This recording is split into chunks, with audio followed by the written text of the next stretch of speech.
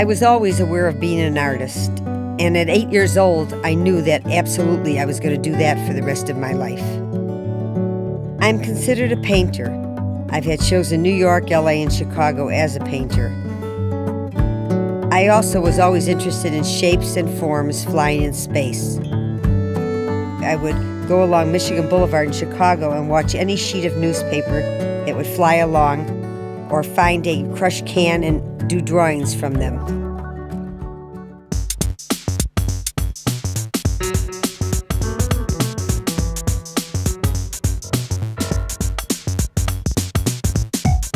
Many of my friends helped me do this installation piece. It was the 5th floor of one building to the 5th floor of another in Skid Row. The street people were very appreciative of this because they said, as one of the homeless men said to me, "You know, lady, this is like a happening, and that's what this neighborhood needs, are more happenings." I didn't use a lot of bright colors because I felt the street is rather gray in itself, and their clothing was gray. And I just thought the glitter was enough to bring a little bit of glitter into their lives. And I didn't want to shock their socks off.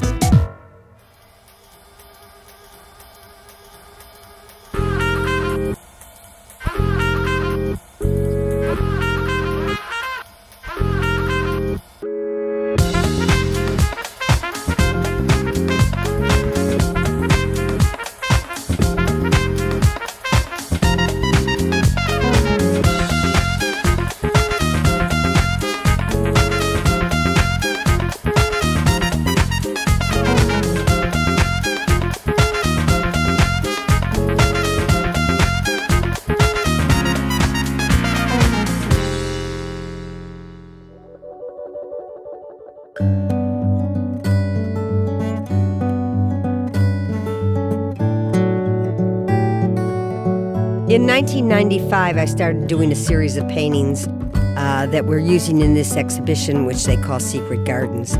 It was related to a previous exhibition, which was called Myths and Offerings. And in that exhibition, I used three-dimensional vessels. In this exhibition, I flattened the vessels and painted them on canvas. Some of them have a lot of movement in them, or some, like Silver Garden of 1995, has kind of a lined-up tabletop existence. Red Garden has more of a movement and more of a chaotic feeling where the vessels are almost dancing in space. But the cohesive thing about all these paintings are they're really a metaphor for life, not really a garden scene. And of course, you've never seen a red garden, and you've never seen, as in Water Garden, a coexistence of Mesoamerican and Attica vases from the Greek culture.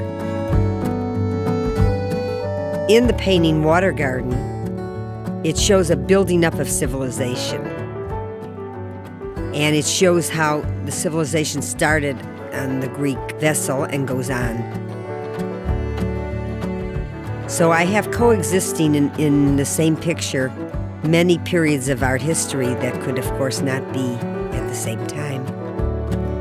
The painting Guston's Garden is interesting because when I finished this painting, I had to name it after Philip Guston. There was just something reminded me, maybe it was a color or something like that, that reminded me of a kind of Philip Gustonish feeling. It's a wonderful piece because it's both robotic and very ethereal at the same time.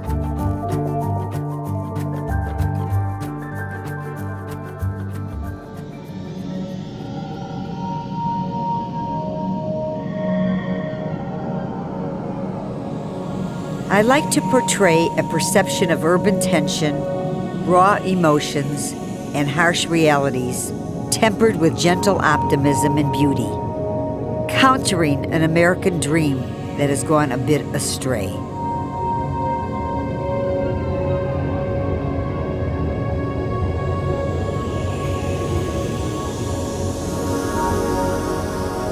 American sensibilities have influenced my life, the hues of my country found in the colors of my canvas. I like to bring an awareness of new directions and individual inventiveness through life experience. I incorporate visual, emotional, and psychological impressions and feed them into my paintings and photographs.